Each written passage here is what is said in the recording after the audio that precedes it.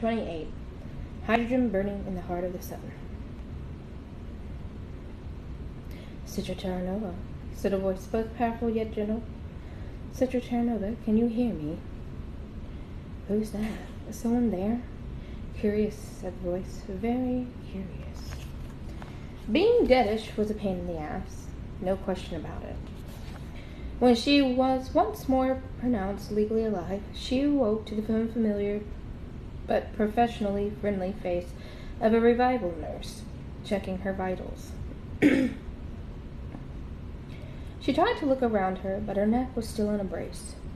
Welcome back, honey, the nurse said. The room seemed to spin every time she moved her eyes. It was more than just pain nanites. She must have had all sorts of numbing, rejuvenating chemicals and microbots inside her. How long? She rasped. Just 2 days, the nurse said cheerily.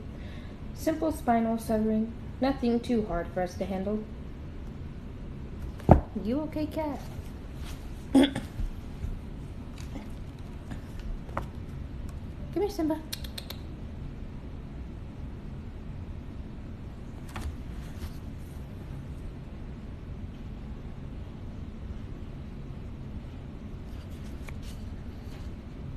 "2 days were robbed from her life. 2 days she didn't have to spare.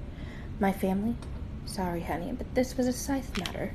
They weren't notified." The nurse patted her hand. "You can tell them all about it when you next see them. Now, the best thing for you to do is relax. You'll be here 1 more day, and then you'll be good as new."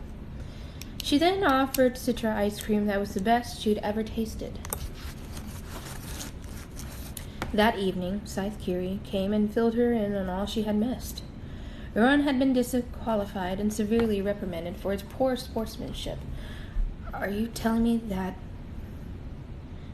because he was disqualified I won?"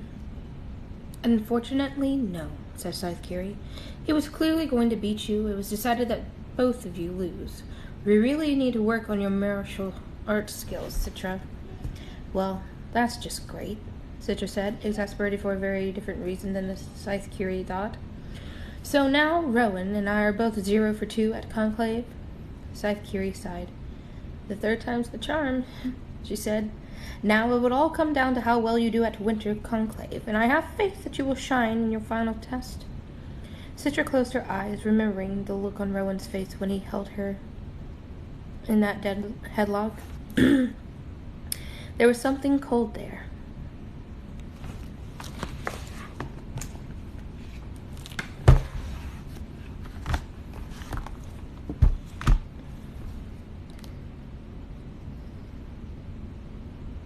Calculating.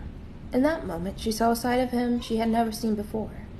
It was as if he was looking forward to what he was about to do to her, as if he was going to enjoy it.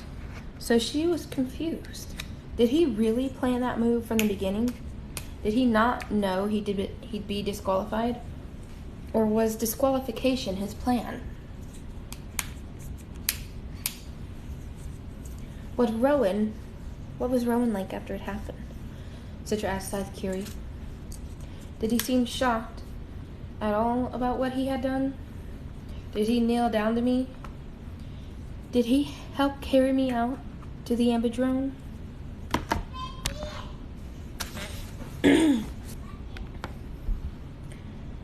Scythe Curie took a moment before she answered. Then, finally, she said, "He just stood there, Citra. His face was like stone, defiant and as unrepentant as his scythes." Citra tried to turn away, but even though the brace was now gone, her neck was too stiff to move. "He's not who you think he is anymore," Scythe Curie said slowly, so that it would sink in. "No," Citra agreed, "he's not."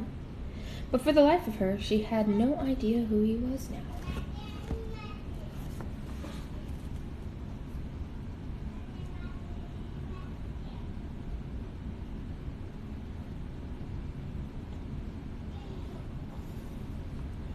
No bite. Kisses. Kisses, Simba. Kisses. I swear this cat. He's crazy. Rowan thought he would receive another brutal beating when he returned to the mansion. That couldn't have been further from the truth. Scythe Goddard was all flamboyance and bright chatter. He called for the butler to bring champagne and glasses for everyone, right there in the foyer, so they could toast Rowan's audacity. "That took more nerve than I thought you had, boy," Goddard said. "Here, here," second Scythe ran. "You can come to my room and break my neck any time." Girl. I'm gonna need you to just, calm down.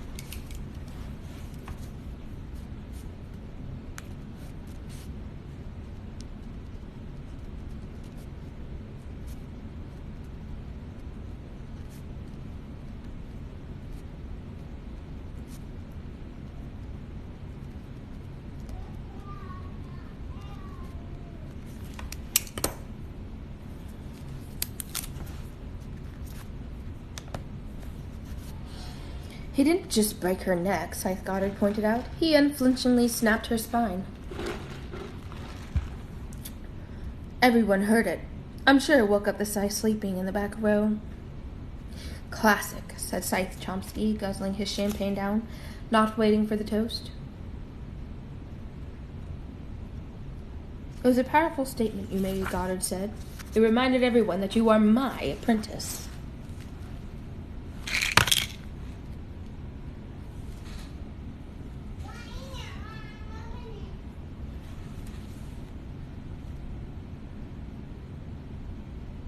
And you are not to be trifled with. Then he became a little quieter, almost gentle. I know you had feelings for that girl, yet you did what needed to be done and more. I was disqualified, Rowan reminded him. Officially, yes. Oh, my bag's over there. I'll be right back. I need some eyeglass cleaner. My glasses, they're getting kind of... Ugh.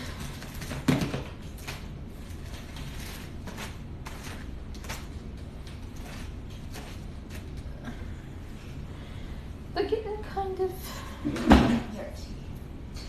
And I cannot read with dirty glasses. Dirty glasses.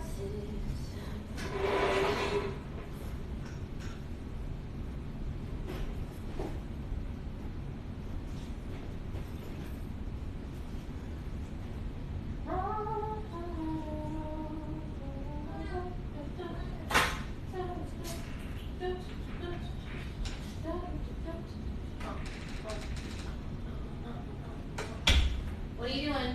I'm hungry. You just ate. I'm not eating. You just ate, Finley. No. You can have some chips in a minute. Go. No cookie. There are no more cookies. You ate them all.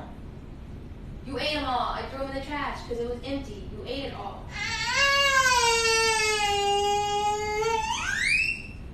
You ate all the cookies. I'm not doing this today, dude.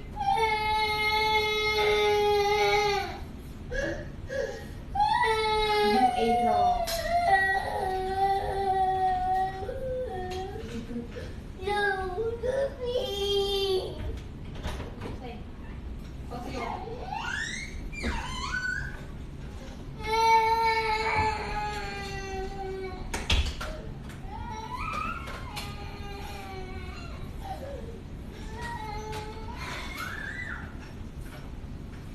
I honestly can say I do not know what is up his butt today. You okay, Simba?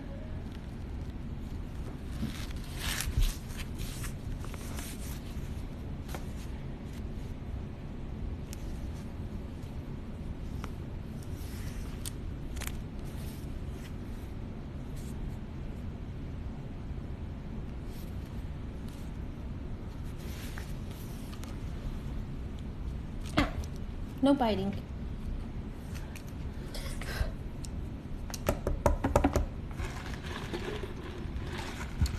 Alright, I was disqualified, Rowan reminded them. Officially, yes, but you gained the admiration of quite a few important Scythes. And made enemies of others, Volta pointed out. Nothing wrong with drawing a line in the sand, Goddard responded. It takes a strong man to do that, the kind of man I'm happy to raise a glass to.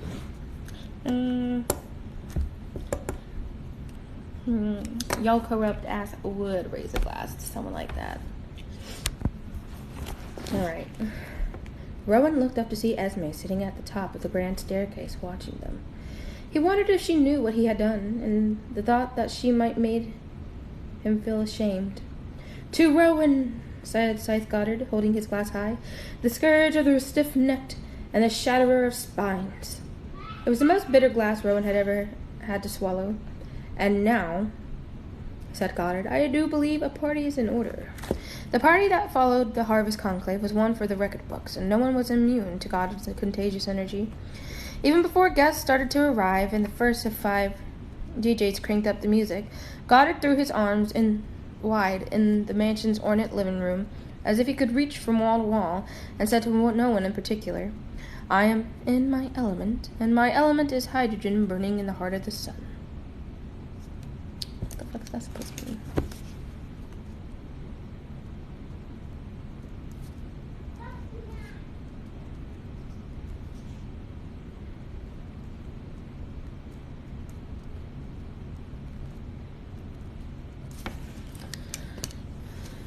It was so outrageous a thing to say, it even made Rowan laugh. "He's so full of crap," Scythe Rand whispered to Rowan, "but you gotta love it." As the rooms and the terraces and the pool deck began to fill with partiers, Rowan began to rise from the funk he had been left in after his awful bout with Citra. Yeah, that's because, boy, you literally just killed your best friend.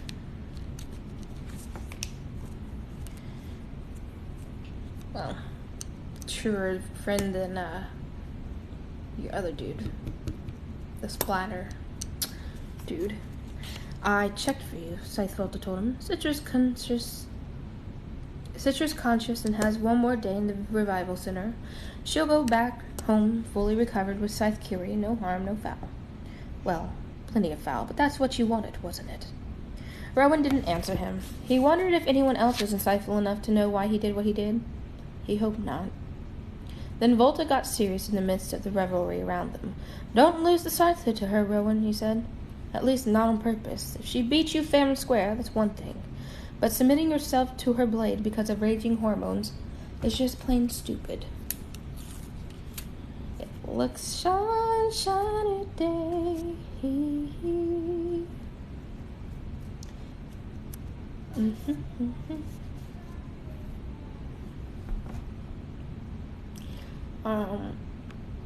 I don't like this one. It feels.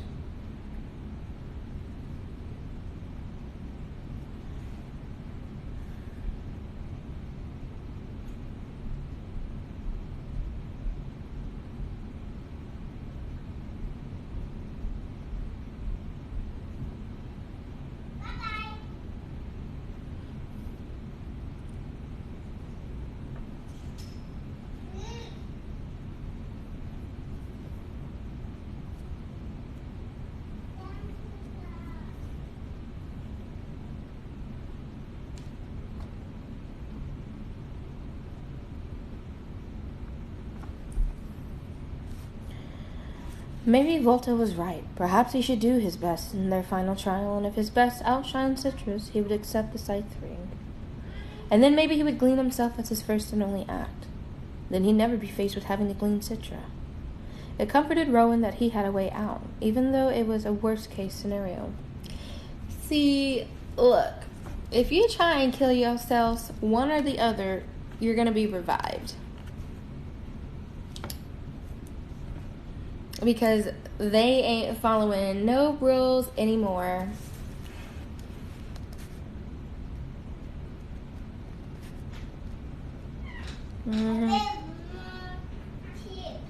Alright, I'll bring you chips in a minute. Hold on.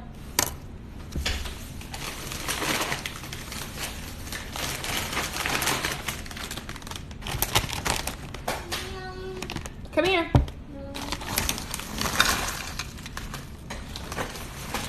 Here you go.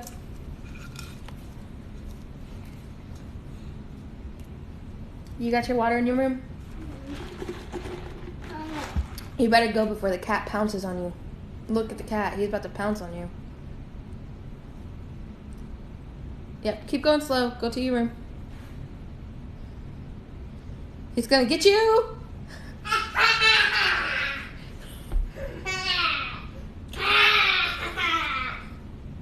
Good Lord, child.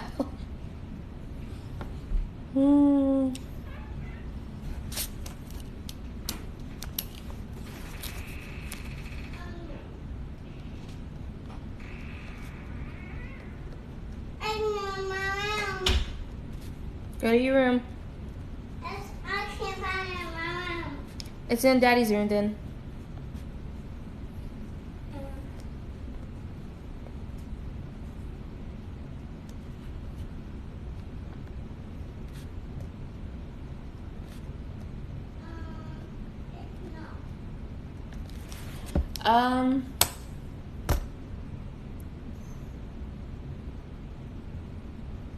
Then try under your bed, Finn. The rich and famous arrived by helicopter, by limousine, and in one bizarre but memorable entrance, by jetpack. Goddard made a point to introduce Rowan to them all, as if Rowan were a prize worth showing off. "Watch this boy," Goddard told his high-profile guest. "He's going places." Rowan had never felt so valued and validated. It was hard to hate a man who treated him like the meat rather than the lettuce. Alright, hold on, I gotta go help by my son. My son find his cup. Alright, baby, alright. Mama, Daddy room. The bed. Okay, you can try looking under my bed, okay?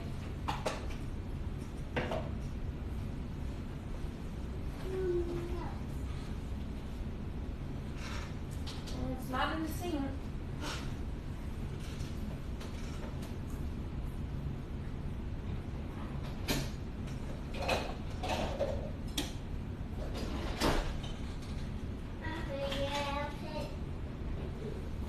It's fine, Finn.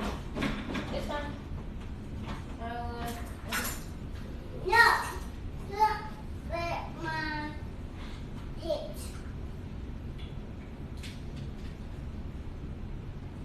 I'll just give you this one.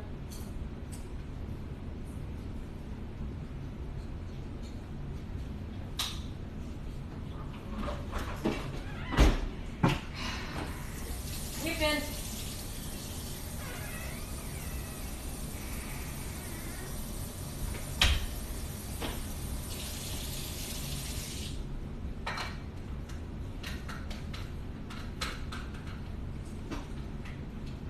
Green cup.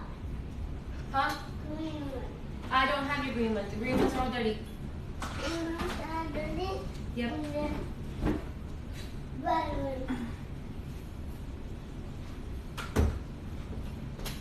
Kid is picky. La, la, la, la. Alright.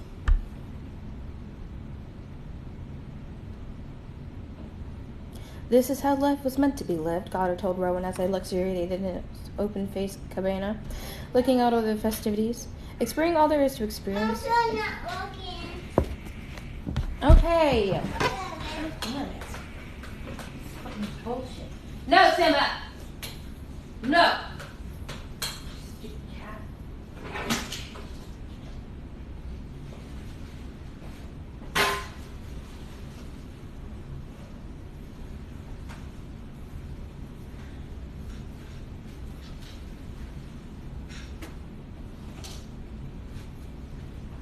And the door. Look, I found it. I found that one. Hush. I found this one. Okay, well, keep those in there. Where was it? And it. My door. Okay, you don't need to yell.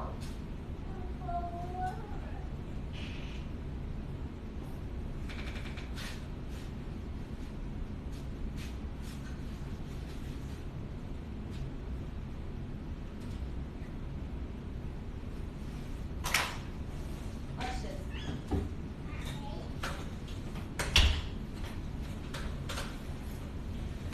Who needs boomerang when you have this HBO Max?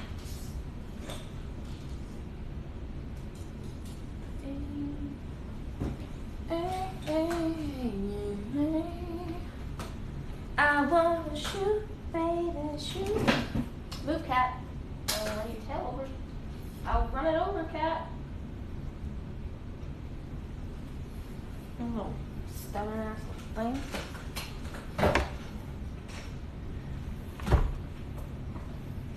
Alright. Wait, let me get comfy. Alright. This is how life was meant to be lived, Goddard told Rowan as they luxuriated in his open-faced cabana, looking out over the festivities, experiencing all there is to experience and enjoying the company of others. Even when some of those others are paid to be here. Goddard looked out at the crowded pool deck that would have been far less dense and far less beautiful had it not been for the presence of professional party guests. There are always extras in every production, he told Rowan. They fill in the gaps and make for pleasant scenery. We wouldn't want everyone to be a celebrity, would we? They do nothing but fight.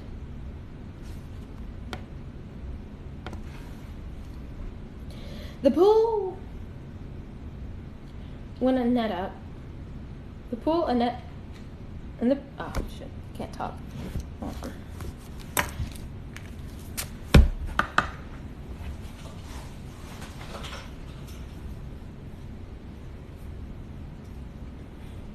In the pool, a net went up. Some partygoers were planning to play volleyball.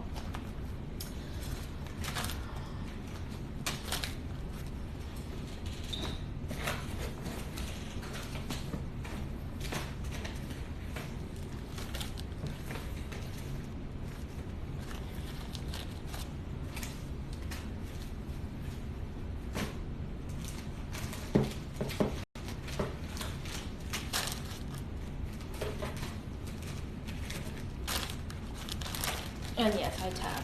Do not judge me. That's what I'm doing now. Alright, done. No cat. Don't hiss at me because I told you to move. Turd. I swear, this cat is more stubborn than my 2-year-old, 3-year-old.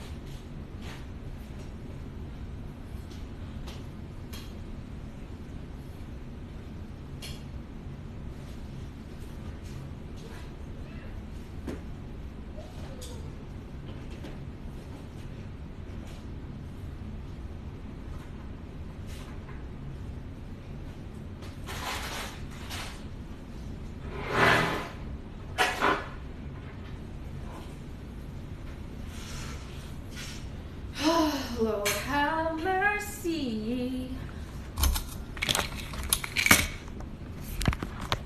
Sorry, I'm gonna have to just move y'all real quick. Just quickly. Simba, what are you doing? Like I said, this cat is like fucking nuts. It's like he's on crack.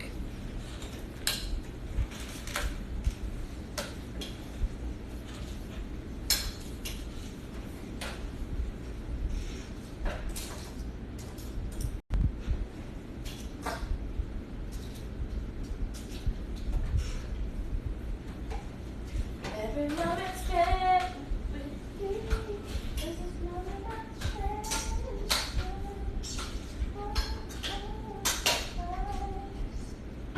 Don't wanna fall asleep 'cause I miss you, babe. And I don't want to wait, even when I dream of you.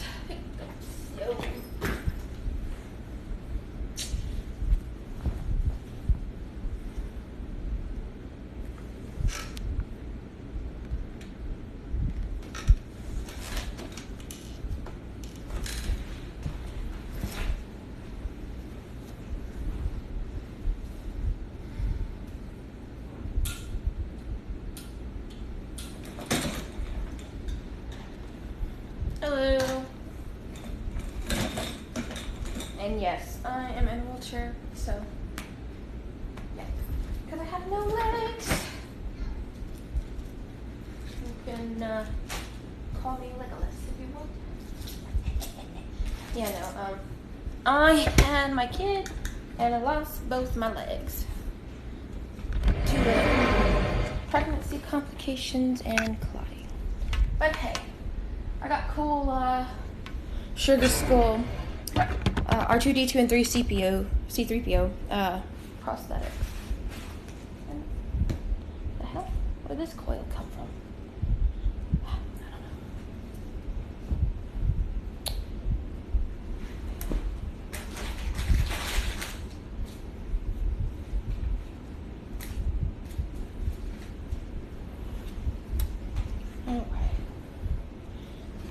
know.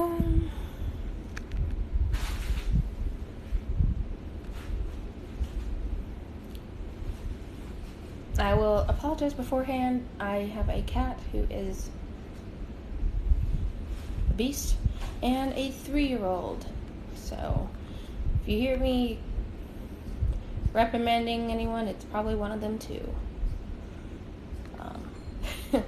Yes.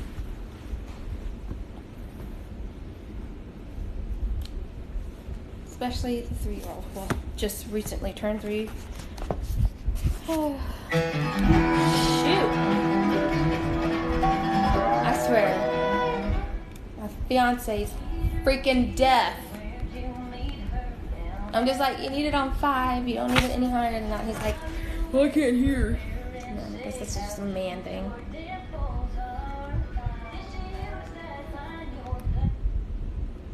Oh, it's my favorite Fleetwood Mac song. Alright,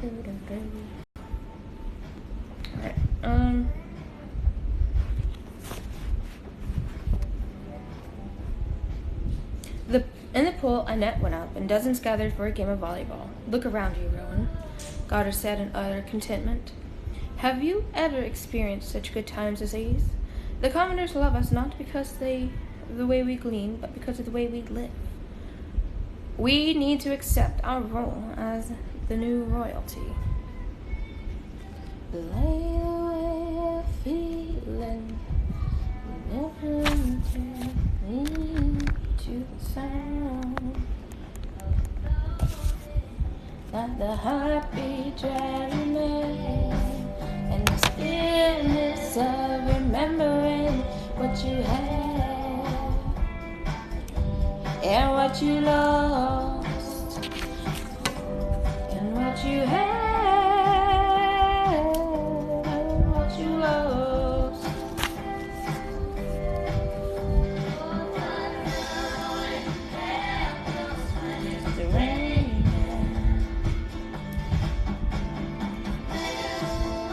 Love you and they're playing.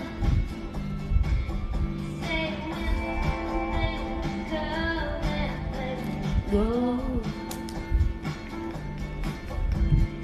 When the rain washes you clean, you'll know.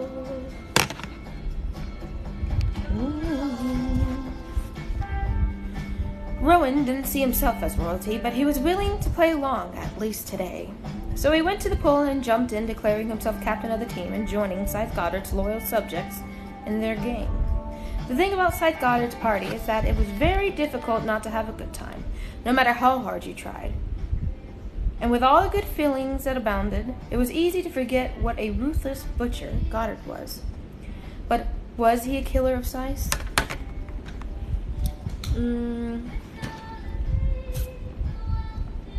Right around your reason. Do any dreams you like to sell? Dreams of loneliness. Alright. Citra hadn't directly accused Goddard, but it was clear that he was her prime suspect. Citra's investigation was troubling, yet, try as he might, Rowan could not find a single instance since he'd been in Goddard's presence where Goddard did anything that was illegal by Scythe law. He did. He just bent it to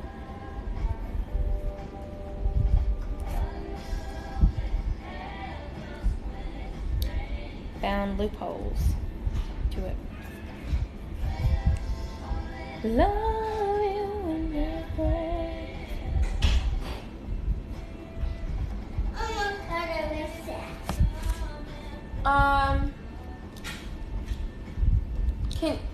Why don't you go watch a couple episodes of cartoon and then you can color, okay? Let your food settle in your tummy. Look. Yeah, I see it, baby. Alright, go play.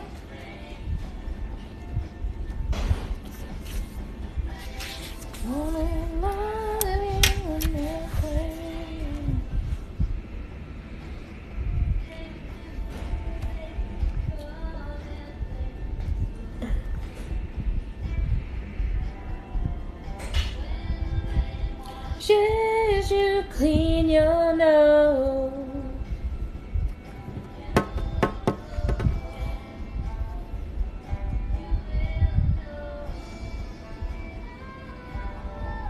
His interpretations of the commandments might have been stretches, but nothing he did was an actual violation.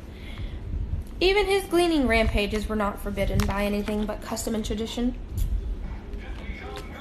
With a quick fuse, I'm just wanna let loose, I'm dreaming, picture things and wanna leave my old life behind. Not a yes sir, not a follower. It's a bad little ball, conversation in the foyer. Turning on up, I was lightning before the thunder, thunder, thunder, thunder, thunder, thunder, thunder, thunder, thunder.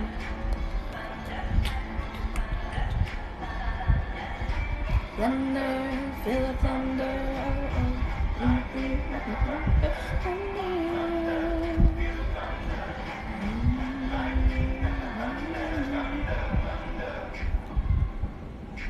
Thunder.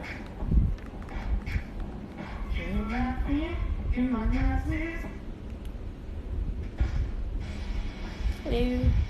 Alright. Even his cleaning rampages were not forbidden by anything but custom and tradition. The old guards despised me because I live and glean with a flair they solely lack, Carter had told Rowan. They were a crowd of bitter backstabbers envious that I found the secret of being the perfect Scythe.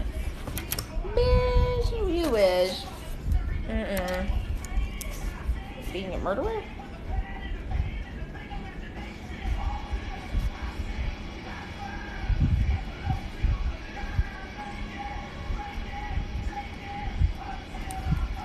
Waited. Come on, quick, boom.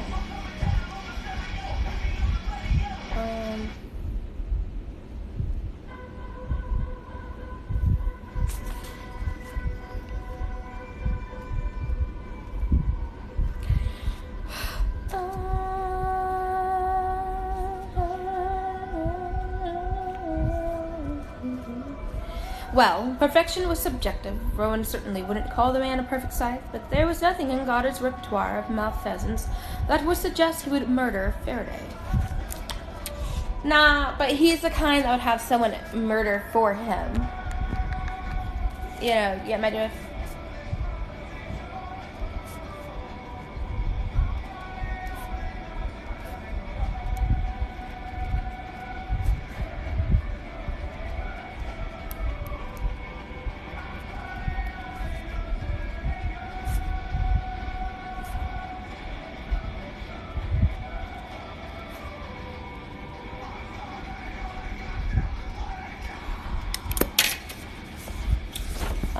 We are, well, I listen to all kinds of music. Let me just say that.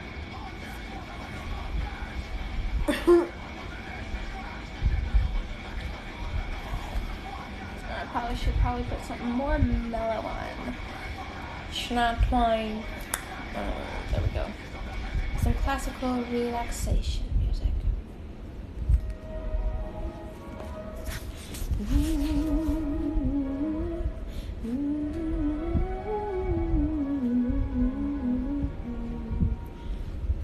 Simba, no!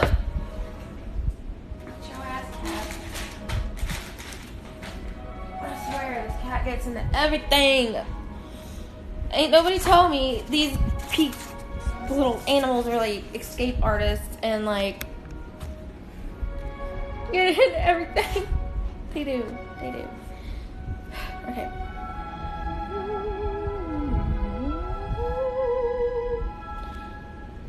Alright. On the third day of his seemingly unending bash, there were two unexpected party guests, or at least unexpected to Rowan. First was Highblade Xenocrates himself. What is he doing here? Rowan asked Scythe Chomsky when he saw the Highblade come out to the pool. Don't ask me. I didn't invite him. It seemed strange that the Highblade would show up at the party of a highly controversial Scythe. He didn't appear... Baby, it is weird, because Goddard has Xenocrates in his pocket. Yes.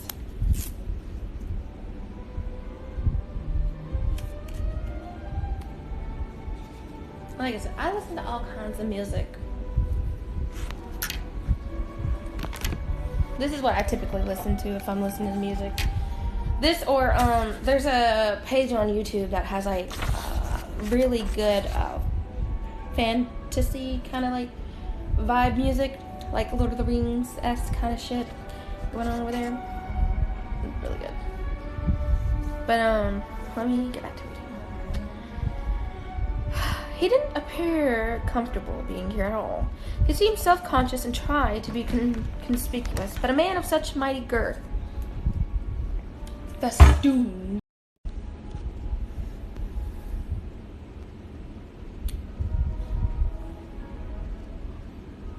Oh yeah, my hair's like growing out a lot better. Yes. Alright. He seemed self-conscious and tried to be inconspicuous, but a man of such mighty girth, festooned in gold, was hard not to see. He stood out like a hot air balloon in an otherwise empty field. It was, however, the second guest that had shocked Rowan more.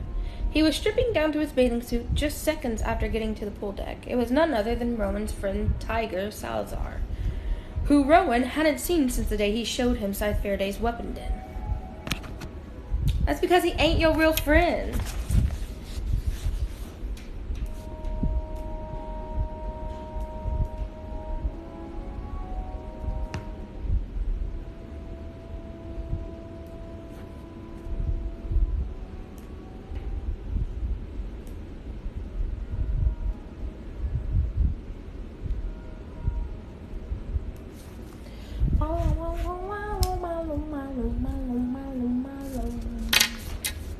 Right. Rowan made a beeline to him, pulling him aside behind a topiary hedge. What the hell are you doing here? Hey, Rowan, Tiger said, with his signature slanted grin. Good to see you too, man. You're looking buff. What do they inject you with?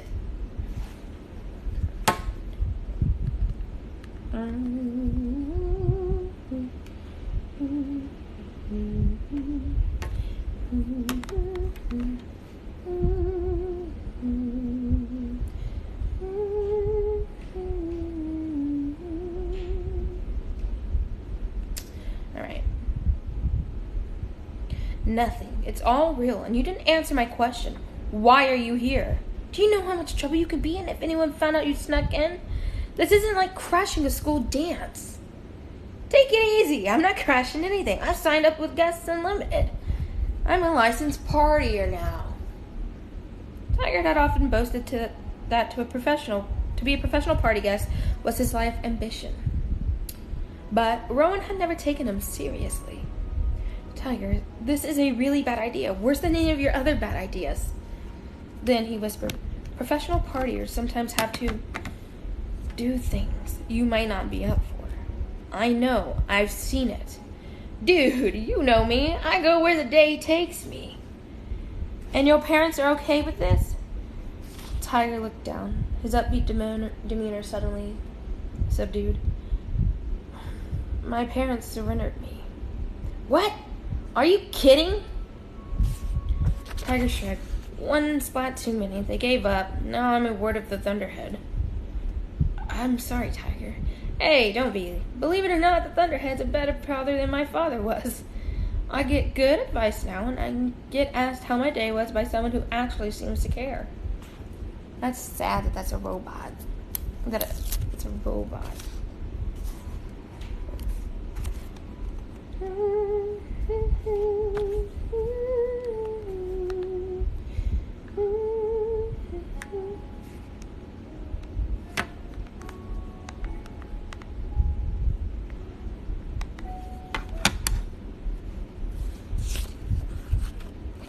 Just like everything else about the Thunderhead, its parenting skills were indisputable.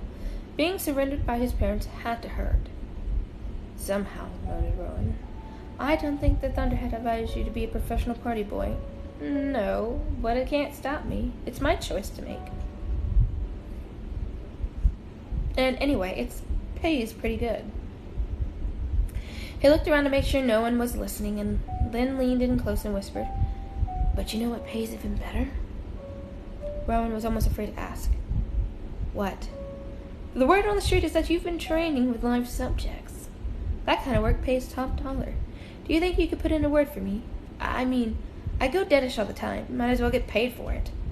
Rowan stared at him in disbelief. Are you nuts? Do you even know what you're saying? My God, what are you on? Just my own nanites, man. Just my own nanites. Fuck. This guy crazy.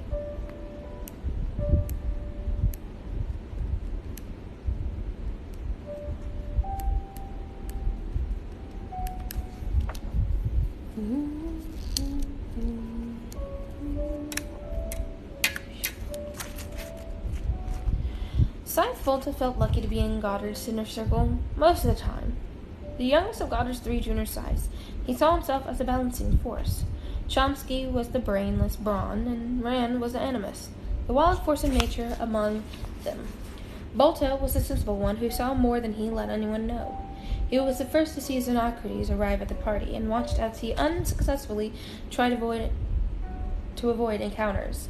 He ended up shaking hands with a number of the other party guest Scythes, some from regions as far-flung as Pan-Asia and Euroscandia.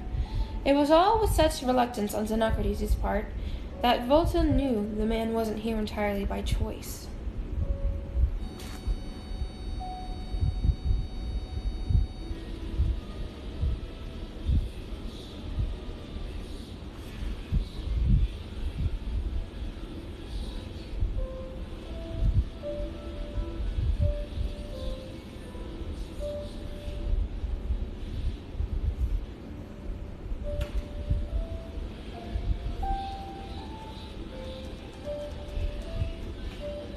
Finley, open your door.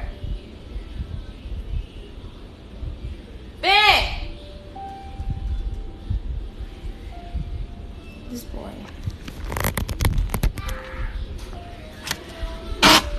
Yeah, I know. I'm coming to fix it. I know. I'm coming to fix it. I don't know why your daddy does that. Just because he can't hear doesn't mean you can't or I can't. Like your dad's deaf. My dad. Yeah, your dad.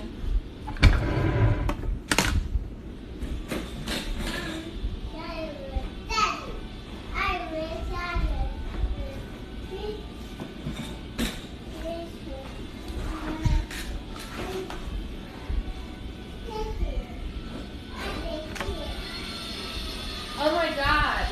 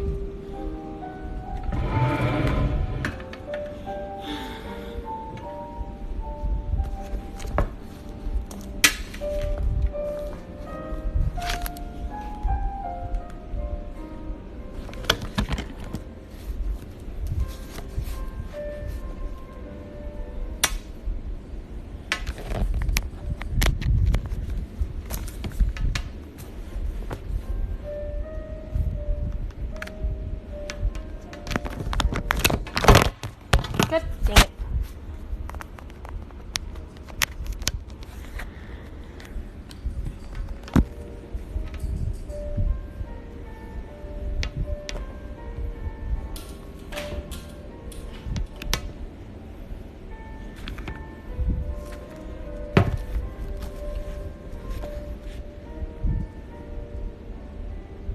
It was all with such reluctance on Zenocrates' part that Volta knew the man wasn't here entirely by choice.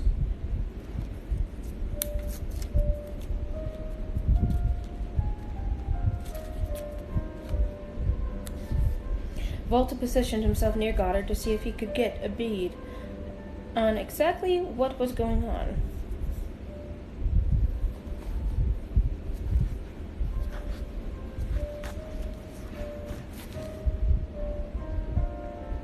When Goddard saw the high blade, he stood, an obligatory sign of respect.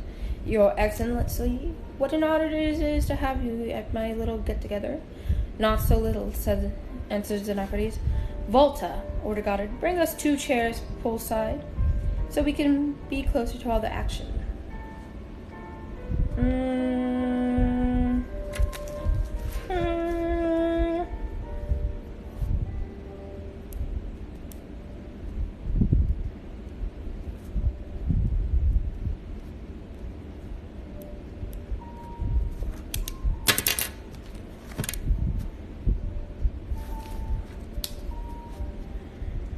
And although such a task was normally left to the servants, Volta did not complain, because it gave him a perfect excuse to eavesdrop on them. He placed 2 chairs on the flagstone patio by the deep end of the pool. Closer, said Goddard. So Volta placed the chairs close enough for the 2 of them to be splashed by anyone choosing to use the diving board. Stay nearby, he told Volta quietly, which is exactly what Volta had intended to do.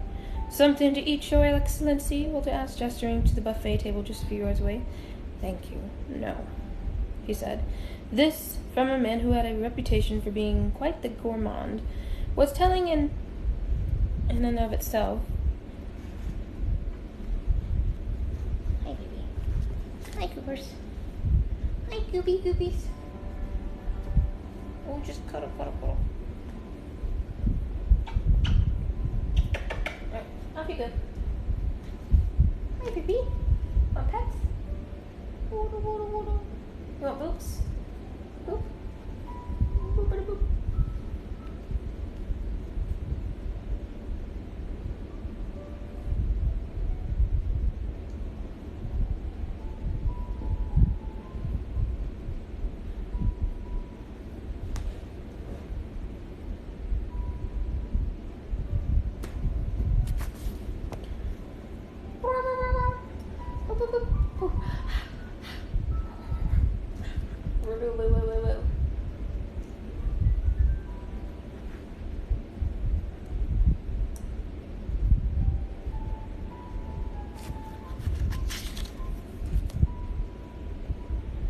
Must we meet here? Zenocrates asked. Wouldn't you prefer to speak in a quiet room? None of my rooms are quiet today, Goddard said. Yes, but this is far too public for a forum. Nonsense, this isn't the forum, said Goddard. It's more like Nero's palace. Got hair everywhere. Got hair everywhere.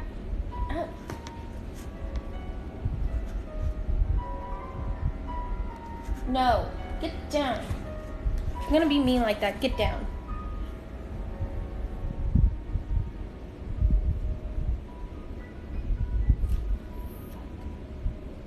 Shit.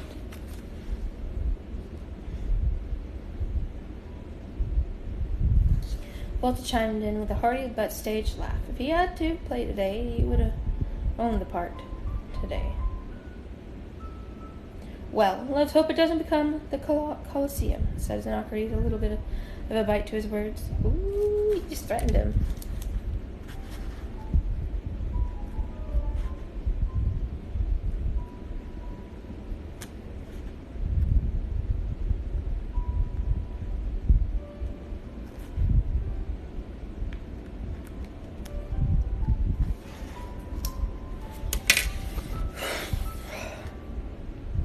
Goddard chuckled at the thought. Believe me, I'd be more than happy to throw a few tonests to the lions. A party guard, or one of the paid ones, did a perfect triple gainer off the diving board, a splash leaving a streak across the high blade's heavy robe. Don't you think this ostentatious lifestyle will catch up to you? Xenocrates asked. It can't catch me if I keep moving, Goddard said with a smile, or smirk. I'm nearly done with this place. I've been looking at a real estate down south.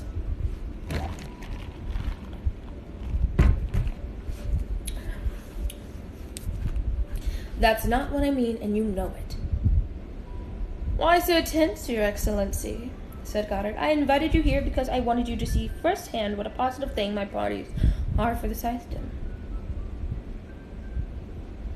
Good public relations all around. You should be throwing grand galas at your own home. You forget that I live in a log cabin. Goddard narrowed his eyes, not quite to a glare, but close. Yes, a log cabin perched atop the tallest building in Fulcrum City. At least I'm not a hypocrite. Xenocrates, I don't feign humility. No, you're just too much of a giant ass to pretend to care.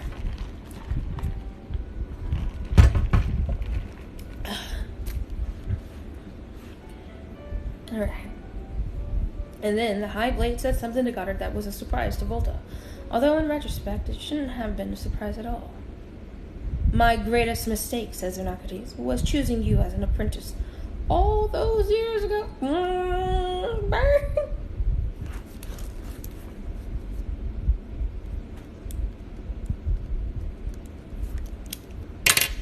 Let's hope so, said Goddard. I'd hate to think that you've yet to make your greatest mistake. It was a threat without actually being a threat. Goddard was remarkably good at that. So tell me, said Goddard, does fortune smile on my apprentice as it has on yours? Now Volta's ears perked up, wondering what fortune Goddard meant. Xenocrates took a deep breath and let it out. Fortune and smiling, the girl will cease to be an issue within a week. I'm sure of it. Another diver splashed them. Xenocrates put up his hands to shield himself from it, but Goddard didn't flinch in the least. Cease to be an issue. That could mean any number of things. Volta looked around until he spotted Rowan. He seemed to be having a heated discussion with the party boy, Citra. Ceasing to be an issue would be the best thing for Rowan as for Volta, as far as Volta was concerned. Are we done now? May I leave? Just a moment, said Goddard, and then he turned and called toward the shallow end of the pool. Esme! Esme, come here. There's someone I want you to meet. The look of terror that came over the High Blade's face was chilling. Oh shit, that's his daughter.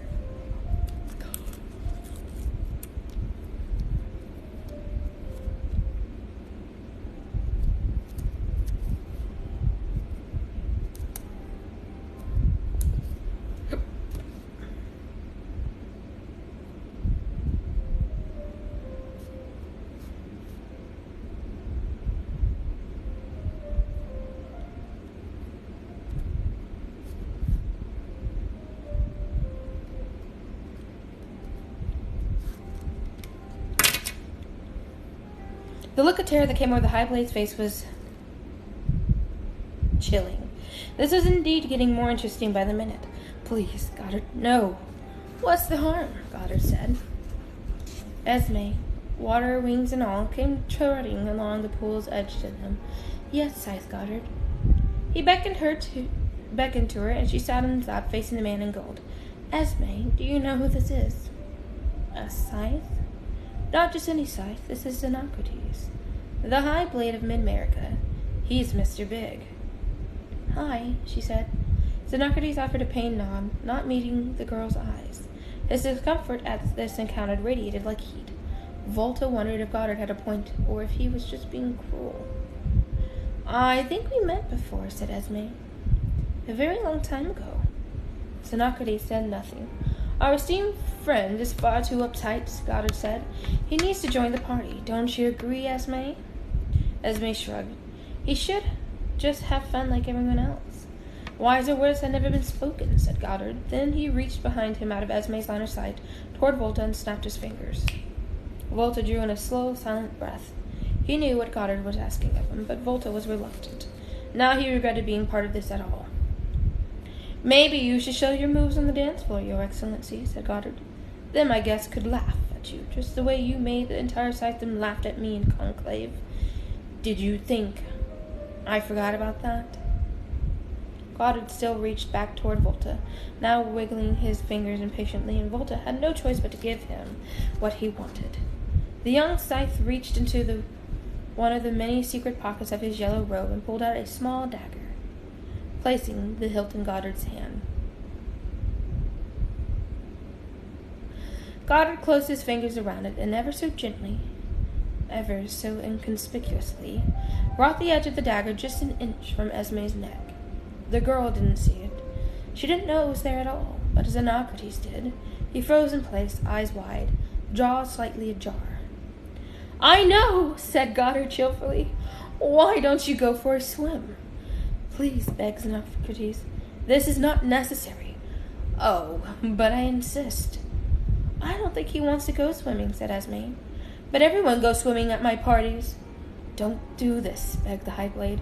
Goddard's response was to bring the blade even closer to Esme's unsuspecting neck. Now even Volta was sweating.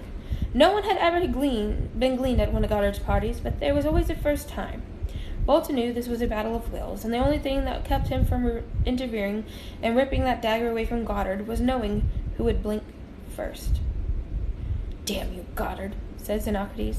Then he stood up and threw himself into the pool, gold adornments and all.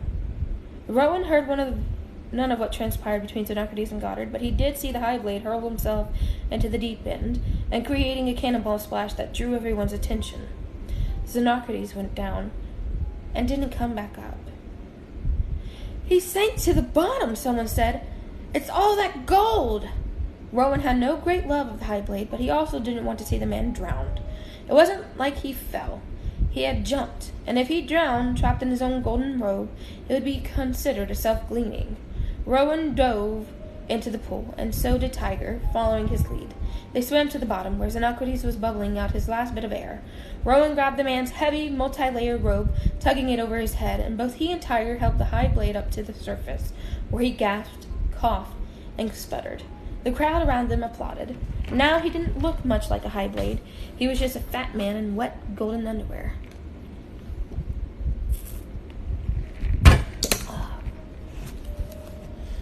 I guess I must have lost my balance, he said, trying to be jovial about it, and attempting to put a new spin on what had happened. Maybe others believed it, but Rowan had seen him throw himself in. There was no confusing that with an accidental fall. Why on earth would he have done that? Wait, said Xenocrates, looking at his right hand. My ring! I'll get it, said Tiger. It was now the party boy of the hour, and dove into the bottom to retrieve it. Chomsky had arrived at the scene, and he and Volta reached down from the pool's edge to haul Xenocrates out of the water. It was as humiliating as could be for the man. He looked like an overstuffed net of fish being hauled onto the deck of a trawler. Goddard wrapped a large towel around the High Blade.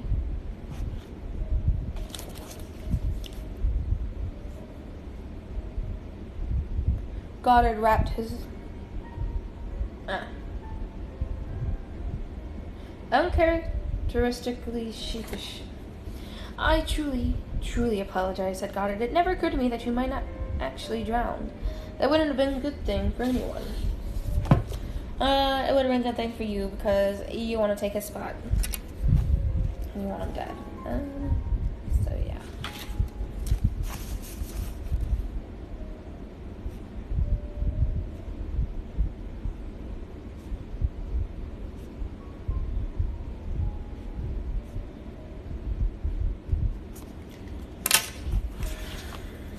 And then Rowan realized there was only one reason for Xenocrates to hurl himself into the pool, because Goddard had ordered him to, which meant that Goddard had as much stronger hold on the High Blade than anyone knew. But how? Can I go now? Asked Esme. Of course you can, said Goddard, giving her a kiss on the forehead. Then Esme wandered off, searching for playmates among the children of the stars. Tiger surfaced with the ring. Xenocrates grabbed it from him without as much as a thank you, and slipped it on his finger. I tried to get his robe too, but it's just too heavy, said Tiger. We'll get someone with scuba gear to go down there on the treasure dive, quipped Goddard, although they may claim salvage rights. Are you quite finished? Said Xenocrates, because I want to leave. Of course, Your Excellency.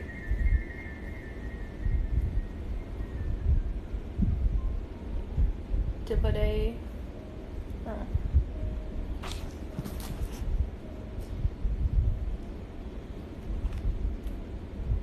Then the high-bladed Minberger left the pool deck and went back through the house, dripping wet, leaving behind whatever dignity he had arrived with. Damn. I should have kissed his ring when I had the chance, Tiger lamented. Immunity right there in my hands, and I blew it. Once Xenocrates was gone, Goddard called out to the crowd, anyone who uploads pictures of high-blade Xenocrates in his underwear will be gleaned immediately.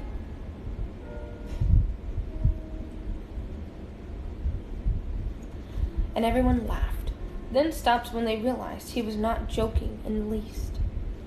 As this party wrapped up and Scythe Goddard said goodbye to his most important guest, Rowan watched, taking in everything. So I'll see you at the next party, right? Tiger said, breaking his focus. Maybe next time they'll sign me earlier, so I get to hang out for more than just the last day. The fact that Tiger was about to as deep as the fountain out front was The fact that Tiger was about as deep as the fountain out front was an invitation to Rowan. Funny, but he had never been bothered by Tiger's shallow nature before, perhaps because Rowan hadn't been much different. Sure, he wasn't the thrill-seeker Tiger was, but in his own ways, Rowan glided on the surface of his life. Who could have known that the ice was so treacherously thin? Now he was in a place too deep for Tiger to ever understand.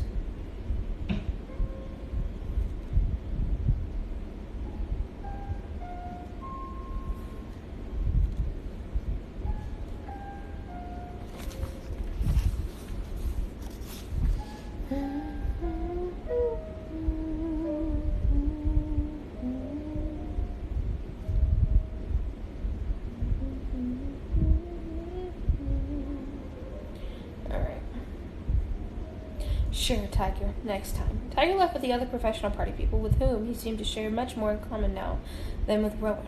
Rowan wondered if there was anyone from his own life he could relate to anymore. Scythe Goddard passed him, standing by the entryway. If you're practicing to be a neoclassical statue, I should get you a pedestal, he said. Of course, we already have enough statuary around here without you. Sorry, Your Honor. I was just thinking, too much of that could be dangerous.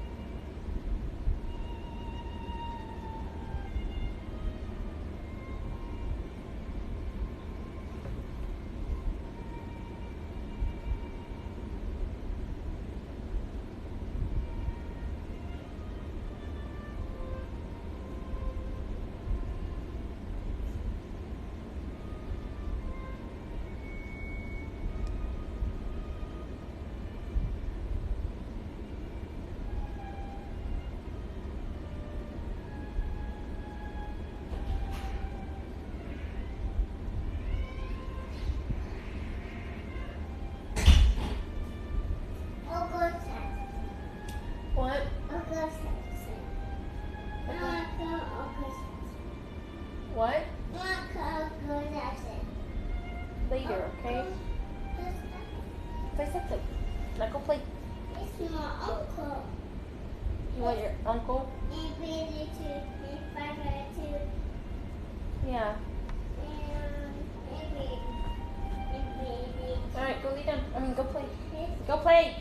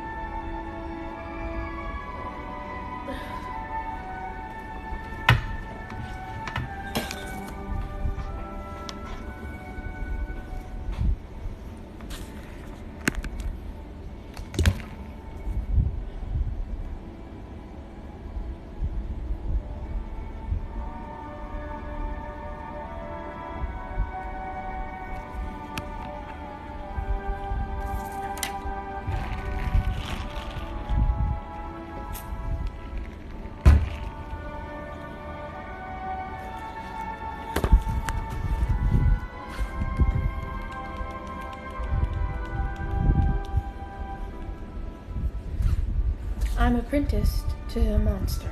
Scythe Faraday was right. Someone who enjoys killing should never be a scythe. It goes against everything the founders wanted. If this is what the scythedom is turning into, someone has to stop it. But it can't be me, because I'm thinking I'm becoming a monster too.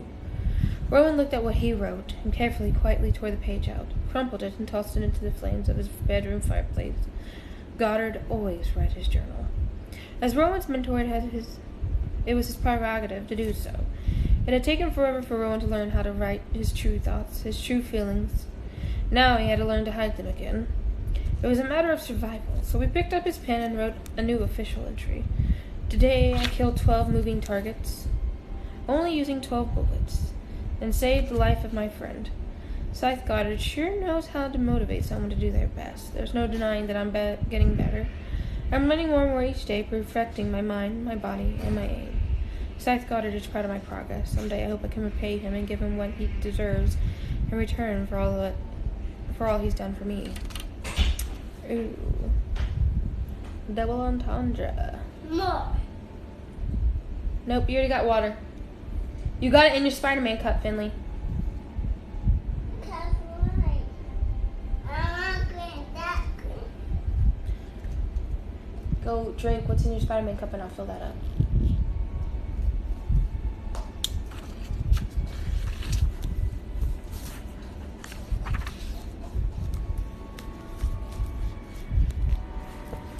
Chapter 29. They call it prison.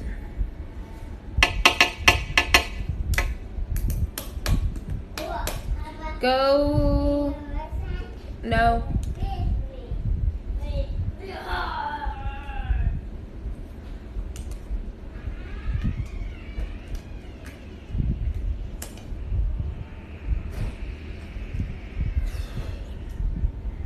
Scythe Curie hadn't gleaned since Conclave. All her concern was on Citra.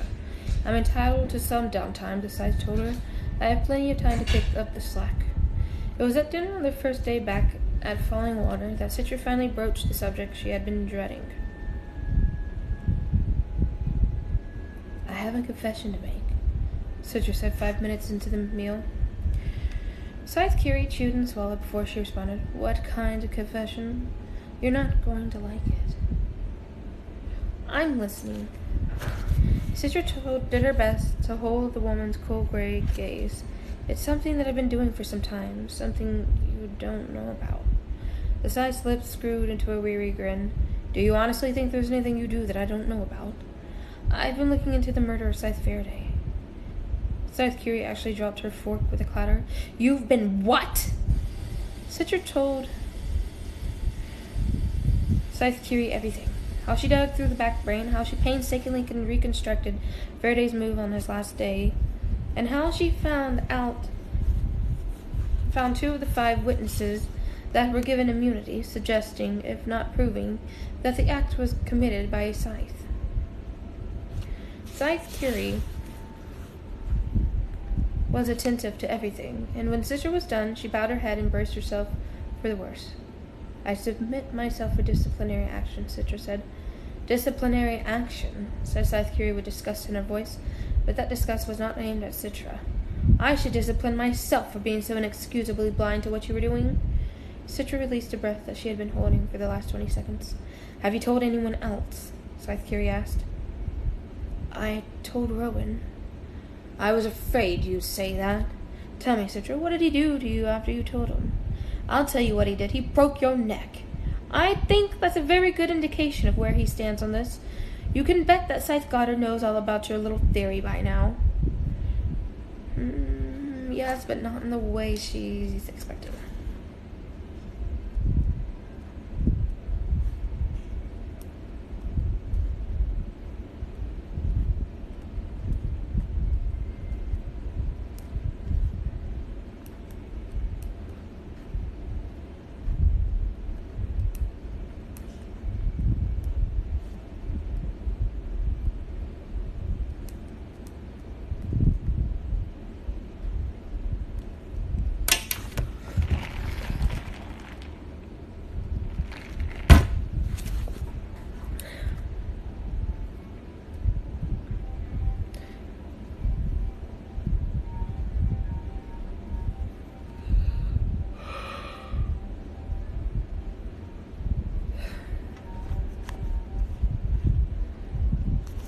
Citra didn't even want to consider whether or not that might be true.